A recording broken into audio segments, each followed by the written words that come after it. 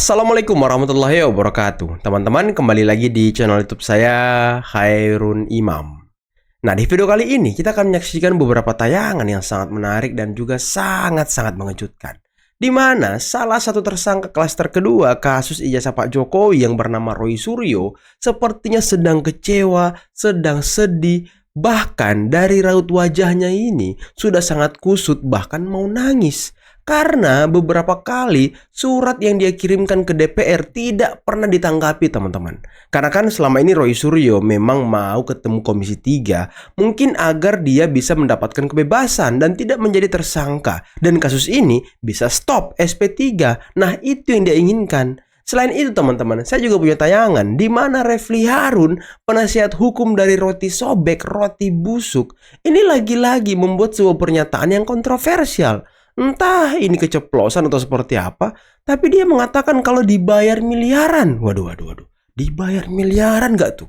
Ini kan menarik, teman-teman. Nah, terakhir kita akan mendengarkan penjelasan dari Egy Sujana yang sepertinya sedikit mempermalukan kelompok Roy Suryo dan juga Tifa, serta Refli Harun tentunya, karena mereka ngemis-ngemis ingin minta kasus ini dihentikan dan juga SP3. Tapi sebelum kita mulai, jangan lupa like, subscribe, dan share. Dan tanpa perlu berlama-lama lagi, mari kita mulai videonya berikut ini. Masih ada yang percaya sama analisa orang ini? Sini gua kasih reality check pakar gadungan ini. Biar lu nggak gampang kena brainwash agenda politik. Pakar Tahun gadungan 2000, ya kan? jejak digitalnya udah di-roast abis-abisan sama komunitas IT asli. Di priyadi.net, semua teknis kepalsuannya dibongkar total.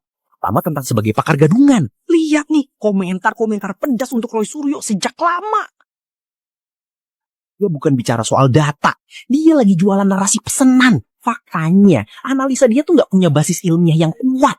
Cuma modal menurut pengamatan saya. Tapi isinya zong semua. Di balik analisa sok canggihnya, ada agenda politik yang bau banget. Publik harus cerdas. Jangan mau dikasih makan narasi basi dari orang yang kredibilitasnya aja udah catat sejak lama. Jadi gini, namanya Dewan Perwakilan Rakyat, saya pernah di sana, itu kan wakil rakyat kita. Ada 580 anggota Dewan yang mewakili kita dari berbagai provinsi, dari berbagai fraksi. Harusnya suara rakyat itu dengarkan, apapun dia. Ya, ini kan jelas, sebuah persoalan yang sudah melibatkan anak bangsa, yang sudah sangat ramai, Kusut kali mukanya loh. Orang yang punya ijazah palsu ini malah semakin tidak dewasa. Ya, malah dia semakin menyimpan dan bahkan sudah ditegur sama seorang negarawan namanya Pak Yusuf Kala aja nggak ngeluarin ijazah. Kalau dia nunjukin ijazahnya dari awal ya, kalau sekarang jangan di media juga ya kan. Oke, apalagi? Nah, Bang, tapi kan banyak yang nuding nih Bang, bahwa kasus Roy Suryo ini, kasus ijazah palsu ini ada bohirnya nih Bang. Nah, sebenarnya gimana sih Bang kuasa hukumnya Pak Roy ini, apakah pro bono atau gimana Bang? Atau Saya itu ya dibayar kira-kira 3 miliar sehari sama Roy Suryo. serius. Iya, 3 miliar sehari. Tapi ketika saya bangun tidur, menyesal saya kenapa saya bangun tidur. Kenapa saya bangun tidur ya kan? Harusnya tidur aja terus. Tidur aja terus. Nih, bercanda-bercanda gini 3 miliar bahaya per nih. hari, kalau saya sudah membela berapa bulan, kaya sekali saya. Bahaya ini. Jadi isu yang mengatakan ada bohar-bohir dan lain sebagainya itu orang yang putus asa. Kok ada daya tahan untuk terus melawan? Kenapa? Karena kita kemana-mana tidak pakai duit. Itu masalahnya. tapi kan Tidak butuh pakai itu Bang, duit. butuh Operasional. logistik Bang, operasional kalau Misalnya apa? Ya misalkan mau kemana-mana itu kan pasti ada, kayak misalnya kayak waktu itu Mas Roy Suryo ke Australia waktu itu yang Iya. Iya, itu kan butuh dana juga Bang. nggak Berapa besar, kali dia keluar negeri selama kasus ijazah? ke Belanda pernah Bang waktu itu ya? Mana pernah, cuma Belum sekali pernah ya. doang. Sekali ke Australia itu ya Bang. Emang nggak ada ongkos dia cuma ke Australia bolak-balik waktu itu ada berapa ya, 15 juta atau Ke berapa Solo, juta? bahkan ke Solo juga kan. Ya ke Solo, hari ini pun saya bisa ke Solo. Jadi itu semua Jadi, maksud saya- uang pribadi ya Bang ya? Maksud saya, kok Anda terlalu mengikuti gendang orang yang mengatakan ada bohar-bohir seperti itu. Karena kenapa saya Faktanya. mengatakan Nggak ada pencuri yang kita mau ngaku tuh sih. membela ini nggak butuh duit, ya kan? Hanya butuh maintenance saja. Nah, Nanti kalau misalkan pengadilan sudah memutuskan bahwa oke, ijazah Pak Jokowi misalnya asli atau palsu, itu sudah selesai, puas untuk Ibu dan kawan-kawan, seperti apa Bu? Iya, yang jelas gini, satu, kebenaran tuh harus dipanggungkan ya, karena kebenaran itu letaknya di panggung. Kebenaran itu bukan ada di tempat-tempat sempit yang disembunyikan, tapi kebenaran itu harus ada di panggung. Itu satu.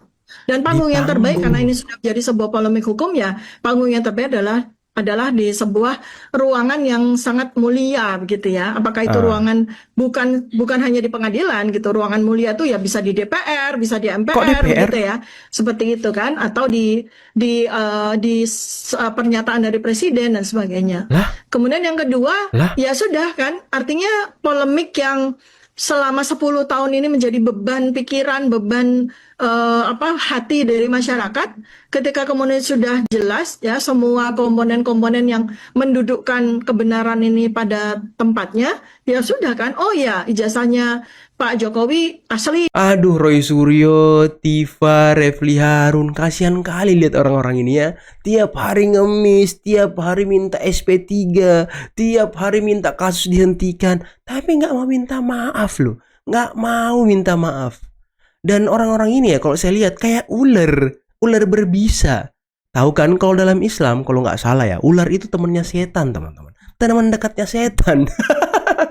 Dan tadi lihat sendiri kan raut wajah dari Roy Suryo yang sudah sangat kusut, yang sudah sangat lusuh, dan sepertinya mau nangis gitu karena surat mereka yang dia kirimkan ke Komisi 3, ke DPR nggak pernah ada yang ditanggapin. DPR nggak pernah ada yang mau menemui mereka, utamanya Komisi 3. Dan Refli Harun kan minta rapat dengar pendapat umum dengan Komisi 3 sejak Januari. Sejak Januari loh dia sudah bersurat, dia sudah japri mungkin ke Ketua Komisi 3 Bang Habibur Rahman, tidak ada yang ditanggepin. Kasihan loh, kasihan banget orang ini. Berharap Komisi 3 mengundang mereka untuk RDPU, kemudian Komisi 3 mengakhiri kasus ini, memerintahkan polisi agar SP3, memerintahkan kejaksaan agar tidak melanjutkan kasusnya. Mungkin itu yang mereka harapkan. Tapi sayangnya Komisi 3 tidak pernah menganggap kasus mereka ini penting, teman-teman. Alias kasus ijazah ini nggak penting bagi Komisi 3. Jadi mereka nggak patut dan nggak pantas diundang ke DPR untuk rapat dengar pendapat, nggak penting. Dan tadi Tifa mengatakan bahwa kasus ini harusnya diselesaikan di ruang terbuka yang sakral, yang ya gitu terhormat. Udah benar Pak Jokowi, yang terbuka dan terhormat itu pengadilan. Terus Tifa bilang bisa saja di DPR, bisa saja di MPR. Hei, MPR itu pernah melantik Pak Jokowi menjadi presiden 2 kali. Dan DPR, partai-partai yang ada di dalam situ pernah mengusung Pak Jokowi jadi wali kota, jadi gubernur, jadi presiden. Jadi ya, nggak penting bagi mereka kasus ijazah ini, nggak penting Tifa. Jadi Anda ini ya, silakan Anda berdoa yang banyak, kumpulkan bukti-bukti Anda. Kalau memang Anda punya bukti yang kuat untuk mengatakan ijazah Pak Jokowi palsu, seperti kata Roy Suryo tadi, ijazah Pak Jokowi, ijazah palsu ini semakin tidak ini, tidak itu. Aduh, udahlah, kau tuh udah kayak apa ya? Saya mau mengeluarkan kata-kata kasar aja udah nggak sanggup teman-teman. Udah kasihan sama orang ini loh. Udah kasihan bentar lagi dibui, 12 tahun lagi. Dan Refli Harun juga tadi ngomong dibayar 3 miliar per hari. Waduh, hati-hati. Kadang omongan itu ada benarnya walaupun dianggap bercanda, walaupun dikatakan mimpi ya kan, hati-hati. Udah teman-teman, kita lanjut videonya. Pertanyaan seriusnya untuk Refli dan kawan-kawan ya. Apa Roy Suryo mengajukan restorasi justice? Kan tidak. Tidak ya. Yang kedua, dia masih berisi keras, tuduhannya benar, 99,9% palsu. Pertanyaan seriusnya, kalau sudah yakin 99,9% palsu, kenapa minta dihentikan? Itu nggak masuk akal. Jangan dihentikan, Roy. Saya sangat berkeinginan melihat fakta hukum ini terjadi. Karena persoalan saya dan Anda beda. Saya tentang ijazah SMA, lu hanya S1. Yang SMA sudah selesai, sudah understanding, nggak ada masalah, sudah itu yang dibenarkan hukum. Ini bukan produk solo, itulah hukum yang diatur tadi di dalam Undang-Undang Hukum Acara Pidana KUHP. Jadi sekali lagi, klausulnya satu yang paling utama, tidak cukup bukti. Kalau ini udah jelas buktinya, gitu? Tinggal dimasuk aja pengadilan untuk diproses. Yang kedua, tidak termasuk tindak pidana, tidak termasuk di hukum tindak pidana. Orang ini udah dibicarakan di polisi, udah digelar perkara, ya jelas pidana. Jadi syarat itu nggak terpenuhi untuk SKP 2 tadi, pasal 109 ayat 2 KUHP. Jadi sangat memalukan secara sarjana hukum, kok salah analisis gitu loh, dan nggak mengerti item-item yang dimaksud. Sekalipun ada perkembangan baru dari KUHP yang baru, perkembangan tidak cuma 3 itu, yang ketiganya kan nebis in idem, ya. Bisa kadaluarsa, bisa sudah meninggal dan lain sebagainya. Ini kan enggak, masih pada hidup itu Roy Suryo sama Tifa itu. Jadi poin pentingnya adalah tidak ada rasa kebencian apapun, tapi saya hanya penegakan hukum bahwa pihak kejaksaan dengan segala hormat jangan menghentikan ini karena nggak sesuai dengan hukum. Yang keduanya, masyarakat animonya pada pengen tahu bener nggak nih ijazahnya Jokowi asli apa tidak nih. Itu kan animo masyarakat. Kenapa kalian hentikan? Berarti kalian nggak punya bukti dong. Berarti kalian tidak punya alat bukti yang kuat dan saksi-saksi bahwa itu palsu. Kalau ada, ya silakan terus ke pengadilan. Jangan malah berhenti. Nah, kalau Anda minta berhenti di tengah jalan seperti ini, kacau kalian. Kalau saya kan tidak minta berhenti. Jokowi yang menghentikannya dengan understanding, bukan saya. Ya, ini itu yang kurang dimengerti oleh masyarakat pada umumnya. Alasan dia kata sudah melebihi batas, itu batas. Itu tidak penting dalam perspektif batas tadi. Kalian harus ngerti dong. Kenapa? Kan kalian tidak ditahan. Batas itu kalau kalian ditahan 3 kali 20 hari. Coba pandangan Anda. Ini lawyer semua ini. Betul ya? Coba apa alasannya? Ngomong. 3 kali 20 hari. 20 hari. Ya, 3 kali 20 hari. Jadi bisa sampai 60 hari batas waktunya. Nah, kalau itu artinya 2 bulan berlalu, bahkan katanya sudah lebih dari 2 bulan, boleh karena ditahan. Kalau nggak ditahan ngapain lu minta begitu? Kan nggak masuk akal itu. Ini sudahlah. Ini kesannya kalian penakut. Udahlah, kau bilang dulu saya pecundang, lu sekarang pecundang ini. Ngapain minta begitu? Ayo bertarung. Ya, saya nonton aja lah di pengadilan. Ada pendapat lain? Ada lagi tambahan? Ya, Silakan. kalau saya ya, kalau memang nggak mau minta maaf, ikutin aja. Jangan kita mau minta RJ, mau minta dihentikan, sementara prosesnya RJ itu tidak mau dilakukan, tapi ngotot untuk Minta dihentikan. dapat hak RJ. Nah, hak RJ kan ada tahapan. Jangan makanya ketika kita mau ngomong atau statement, mikir gitu, jaga lisan gitu. Jadi artinya ngomong tapi tidak dapat mempertanggungjawabkan. Ya udah, minta maaf aja. Kalau enggak ya udah hadapin. Itu mungkin dari saya. Kalau saya menyarankan jangan minta maaf, Anda kan jagoan. Iya. Hadapi aja, ngapain minta maaf? Saya aja nggak minta maaf loh, ingat loh. Tapi saya nggak diproses ya rezeki anak soleh. Iya, Bang. Saya nggak minta maaf. Tanya aja sama siapa sama Kalau Jokowi abang kan beda kasus. Saya makanya. Tapi pagi kemarin juga sempat viral Pak di salah satu stasiun Bahwa ada statement dari pihaknya kuasa hukumnya Roy Suryo, gara-gara ijazah saja semua akhirnya pada ributnya, harusnya Pak Jokowi itu tunjukkan saja ke publik. Nah itu gimana Pak? itu kan himbauan moral. Bisa, tetapi hak hukum ada pada Jokowi. Kalau gua mau tunjukin lu kenapa lu? Saya juga udah pernah ngomong di rumahnya, saya ngomong. Saya pengen tahu Pak ijazah aslinya mana. Itu understanding aja kita. Situ nggak minta maaf, saya nggak mau tunjukkan. Nanti di pengadilan saya tunjukkan. Dia ngomong gitu gimana gitu? Oh, ngomong apa gitu? Jadi janganlah kita sok tahu, nggak ngerti hukum, sok bicara moral, ya tunjukin aja nih orang ini nggak mau. Dia maunya kebenaran. Dia maunya nanti di pengadilan, jelas kok pertanggungjawabannya.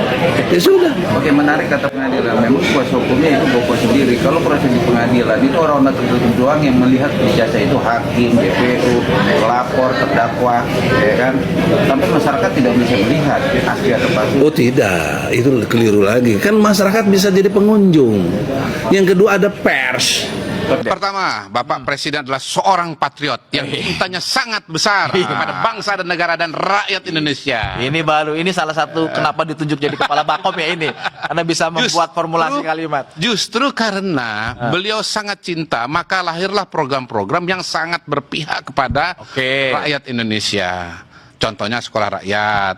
Anak yang tidak bisa sekolah dari keluarga tidak mampu diberikan sekolah, diberikan pendidikan, diberikan hidup supaya apa? Mereka bisa punya masa depan yang lebih baik. Satu contoh. Nah, yang kedua, memang kita juga nggak bisa naif. Kalau Mas Lukman yang ngomong, saya menyampaikan pendapat ini, masukan ini karena cinta, saya percaya kepada beliau. Tapi apakah semua yang mengatakan seperti itu adalah seperti Mas Lukman? Tentu tidak. Ya, Mas kita Lukman tidak boleh kebetulan- naif. Mas Lukman kebetulan pernah Mas Lukman memang memberikan pernah di masukan kepada P3, Presiden. pernah Menteri Agama, tapi beliau ini dalam kacamata saya, beliau ini nada dasarnya adalah seorang ustadz, seorang kiai. Jadi ada Selalu dalam dari Kalau yang lain kenapa frekuensi. emang? Yang lain kenapa? Kita lihat juga kan yang lain-lain itu ada politisi, ada yang kalkulasi elektoral, ada juga kekuatan luar negeri, dalam Ada negeri. pengamat ini, Prof. Gun-Gun? Ada juga Prof. Gun-Gun, beliau seorang akademisi dengan cinta Tapi juga. begini, saya bisa menanggapi. Saya lanjutkan lagi. Saya agak sedikit aja, mumpung. Belum selesai. Enggak, poinnya ini kan supaya clear. Bisa ngomong setelah saya sampaikan. Ojo ke susu. Saya tadi sudah dengerin Mas Lukman. Jadi kita nggak boleh naik juga bahwa ada 6.000 hektar kebun sawit ilegal yang ditindak oleh Bapak Presiden. Dan itu kan kita tahu bahwa apakah kemudian yang punya kebun sawit itu akan selamanya Saya sih menangkap maksudnya Mas Lukman. disita, lalu kemudian dikembalikan kepada negara Bung Kodari, uangnya untuk saya menangkap maksudnya kalau yang tadi Saya poin-poin juga tadi menangkap, itu Pak. clear. Saya juga Poinnya ada menangkap. nuansa itu, Saya juga jangan menangkap. menuansakan bahwa Saya presiden juga seorang menangkap. pemimpin itu Ya. seolah-olah tuh asal rakyat berbeda kemudian Jadi yang disampaikan oleh Pak Kodari itu sebenarnya benar. Bukan Pak sebenarnya. Lukman. Jadi membenarkan Bang Yang Kodari dimasukkan dulu. bukan Pak Lukman. Iya. Tapi kita juga tidak boleh naif bahwa agenda itu banyak dan bermacam-macam. Aktor juga banyak dan macam-macam. Dan yang terakhir, kalau ada yang menyerang atau kemudian mengatakan sesuatu yang tidak benar, hemat saya ya harus dijawab. Karena itu juga saya jawab, kita menjawab. Itu yang saya bilang, your words against my word. Waduh, Egy Sujana kalau ngomong sakit dan pedih juga ya. Tadi penjelasan dia mengenai Refli Harun, kuasa hukum roti sobek, roti busuk yang ingin menghentikan penyidikan. Tapi nggak mau minta maaf, ya udahlah ikuti aja tuh saran Pak Jokowi masuk pengadilan. Tadi juga Egy Sujana menyarankan bertarung di pengadilan. Karena sepertinya banyak yang penasaran nih. Banyak rakyat yang penasaran mengenai sebenarnya siapa yang benar, siapa yang salah. Apakah penelitian Roy Suryo itu yang abal-abal, yang nggak ada artinya sama sekali, yang omon-omon, yang cuma pakar gadungan, ataukah memang ijazah Pak Jokowi yang palsu? Kan ini butuh penjelasan. Makanya Pak Jokowi juga butuh ruang yang terbuka dan juga terhormat, yakni persidangan. Biar semua ini clear and clear. Tidak ada lagi dusta di antara kita. Jadi masyarakat bisa menilai siapa yang sebenarnya selama ini membohongi masyarakat. Ini yang penting teman-teman. Biarkan ruang pengadilan yang bekerja, biarkan pengadilan yang memutuskan. Tapi ya walaupun seperti itu ya, tahu sendiri kan kebiasaan gerombolan pembenci Pak Jokowi. Kalah di pengadilan ya kan, dibilang pengadilannya disetir. UGM bilang ijazah Jokowi itu asli, Jokowi kuliah lulus wisuda di UGM, dibilang UGM-nya ditunggangi, UGM-nya sudah di ini Jokowi, sudah di itu Jokowi. Polisinya juga masih diatur Jokowi. Si Listio Sigit masih diperintah Jokowi. Polisi-polisi ini masih bisa diperintah dan diatur Jokowi. Itulah tuduhan-tuduhan liar yang selalu mereka lontarkan. Demi apa? Demi menjatuhkan harkat martabat dari Pak Jokowi. Demi memecah belah hubungan Pak Jokowi dan juga Pak Prabowo. Kenapa saya bilang begitu? Ya karena tuduhan-tuduhan ini ya bisa mengucilkan power dari seorang presiden yang sekarang berkuasa. Dan ini bahaya teman-teman. Pak Jokowi tidak pernah melakukan intervensi. Pak Jokowi tidak pernah mengatur-ngatur lembaga-lembaga negara. Karena apa? Karena beliau bukan presiden lagi. Tongkat komandonya ada di Presiden Prabowo Subianto. Aduh, ini ya orang-orang kalau sudah kalang kabut ya, omongannya begitu teman-teman. Omongannya apa ya? Sudah ngelantur-ngelantur. Aduh, udahlah. Mungkin cukup sekian dulu video kali ini. Jangan lupa like, subscribe, dan share videonya. Akhir kata, billahi taufiq wal hidayah. Assalamualaikum warahmatullahi wabarakatuh. Bye-bye.